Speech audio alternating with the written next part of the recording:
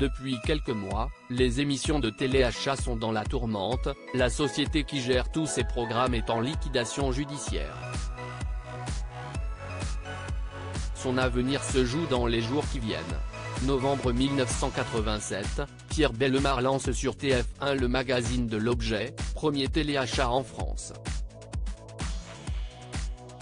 L'année suivante, il est rebaptisé Téléshopping alors que, dans le même temps, Pierre Dostel, le fils de l'animateur lance son propre programme de vente par correspondance sur la toute jeune chaîne M6 qui a à peine un an. Depuis, ce genre exclusivement diffusé le matin est devenu incontournable à la télévision, investissant même la TNT, chaque matin, avec la diffusion de formats étrangers. Mais aujourd'hui, l'avenir du genre téléachat pourrait être en sursis. Groupe Star, le téléshopping en France entre les mains d'une même entreprise depuis 2019, une révolution s'est opérée en coulisses. TF1, puis M6 en 2020, ont cédé la production de leurs émissions de téléachat au groupe Star, dirigé par l'homme d'affaires Jérôme Dillard. Mais malgré la mutualisation des studios d'enregistrement de téléshopping et M6 Boutique, les économies ne sont pas si providentielles pour cette nouvelle entité qui fournit pourtant toutes les chaînes françaises, TNT comprises. En 2 ans, son chiffre d'affaires a chuté d'environ 40%. Une baisse imputée à l'inflation, la guerre en Ukraine et l'érosion de l'audience.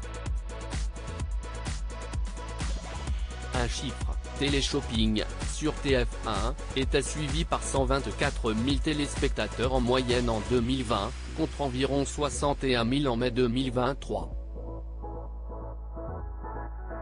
Une baisse structurelle sur l'ensemble des cases du matin, mais qui ne bénéficie pas au programme. Fin mars 2023, on apprenait le placement en redressement judiciaire du groupe Star. Dans la foulée, les chaînes TFX et TMC décidaient de suspendre le téléachat de leur antenne. De quoi s'interroger pour la suite. En août, le groupe bascule finalement en liquidation judiciaire. Vers la fin du téléshopping sur TF1, j'espère qu'avant fin septembre, fin du redressement judiciaire, note de la rédaction, une solution aura été trouvée.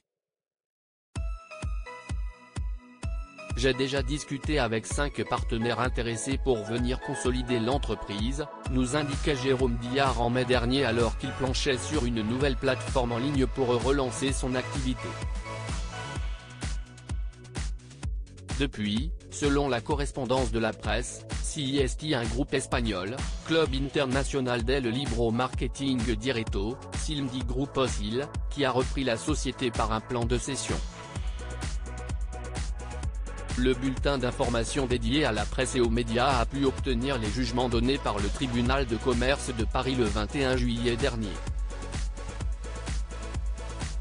Par ailleurs, nos confrères ajoutent que TF1 pourrait ne pas envisager prolonger le contrat de diffusion avec le repreneur dans quelques mois. Contacté par nos soins, la Une ne souhaite pas faire de commentaires pour le moment tandis que M6 refuse de s'exprimer sur le sujet.